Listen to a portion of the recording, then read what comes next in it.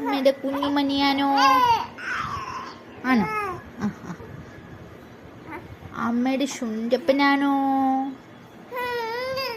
ആണോ ആണോ? ആ ആ. ആണോ? ആ.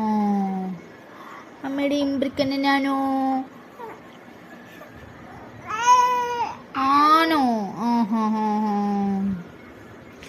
അമ്മയുടെ മുട്ടുമണിയാണോ?